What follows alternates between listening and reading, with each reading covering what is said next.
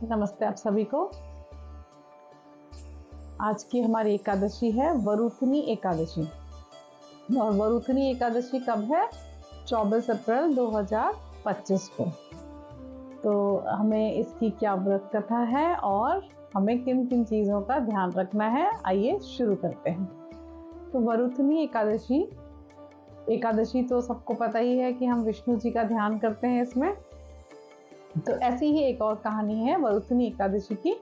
चलिए शुरू करते हैं। नर्मदा नदी के तट के किनारे एक राज्य हुआ करता था। वहाँ का एक राजा था मंधाता। और राजा बहुत ही दानवीर था और तपस्वी राजा था।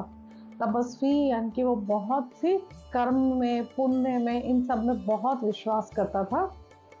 जैसे वो कर्म के लिए बहुत अच्छा जाना जाता था, ऐसे वो तप भी बहुत करता था। मतलब जंगलों में जाके वहाँ पर तपस्या करता था और विष्णु जी का वो परम भक्त था। तो एकादशी की इस कहानी के पीछे की जो भाव है आप उसको समझिएगा कि कैसे हम जब एकादशी व्रत करते हैं तो कैसे विष्णु भगवान हमारी मदद के लिए दौड़े चले आते हैं। तो एक समय जब वो राजा तपस्या करने के लिए जंगल में गया तो वहाँ पर वो बैठा था, अपना विष्णु जी का जाप कर रहा था, आंख बंद करके तपस्या कर रहा था, नीचे बैठा हुआ था। तो इतने में एक भालू आया और भालू ने राजा का पैर चबाना शुरू कर दिया। अब राजा को दर्द तो बहुत हो रहा था। भाई जंगली जानवर है, जब वो पैर काट रहा है, दर्द हो रहा है, खून निकल रहा है, लेकिन राजा ने अपने धर्म का पालन किया कि उसने ना भालू को धक्का दिया, ना कुछ चीखना चिल्लाना, और वो अपनी तपस्या करता रहा और मन ही मन विष्णु जी का ध्यान करता रहा था। हे विष्णु भगवान मेरी मदद करो। तो इतने क्या होता है कि भगवान तो भक्त के प्यार में भूखे होते हैं, वो प्यार के। तो आ गए, उन्होंने देखा अरे मेरा भक्त तो बहुत मुसीबत में, एक भालू उसका पैर चबा रहा है। और उन्होंने फट से वो अपना चक्र छोड़ा और उससे भालू का सर कट गया और राजा बच गया। लेकिन राजा ने देखा कि उसका पैर कट गया है और बहुत ही खून है। राजा बहुत दुखी, लेकिन उसने शिकायत नहीं करी। लेकिन भगवान तो मन की बात जानते हैं। तो भगवान ने देखा कि भाई राजा तो बहुत परेशान है, क्योंकि अब आप अपाहिज हो गए हो तो परेशानी वाली बात है। तो वो बोलते हैं कि परेशान होने की ज़रूरत नहीं है, तुम ऐसा करो, तुम मथुरा नगरी जाओ और वहाँ जाकर जो एकादशी आएगी, जो वरुथनी एकादशी आएगी, उसमें मेरे जो वराह अवतार हैं उनकी पूजा पाठ करो और उससे तुम्हें ये बहुत इस मुसीबत से छुटकारा मिल जाएगा। और जो ये भालू ने तुम्हारा पैर चबाया है ना, काटा है, वो तुम्हारे पिछले जन्म का कोई अपराध है।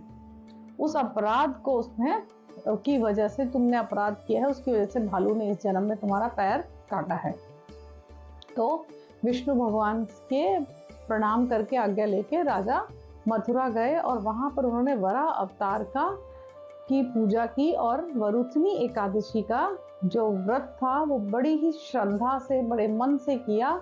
और जब वो अच्छे से समापन कर लिया तो उसके बाद क्या होता है कि राजा का शरीर धीरे धीरे, उनके जो अंग थे जो कट गए थे वो अंग वापस आ गए और राजा पहले से भी ज़्यादा सुंदर और सुडौल शरीर उनका हो गया।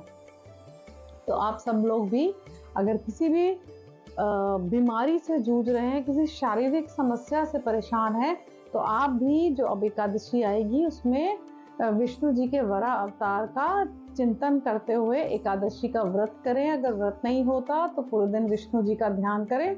आपको भी ज़रूर आपको इससे फायदा होगा, आपको शारीरिक कष्ट से छुटकारा मिलेगा। और हमें एक और क्या काम करना है, और हमने विष्णु जी का पूरे दिन ध्यान करना है और गरीबों को, जिनको भोजन दान करना है। और गर्मी बहुत है तो हम जल का दान भी कर सकते हैं। और खाली हमने इंसानों को नहीं, पशुओं को भी अन्न और जल का दान करना है। और क्या करना है?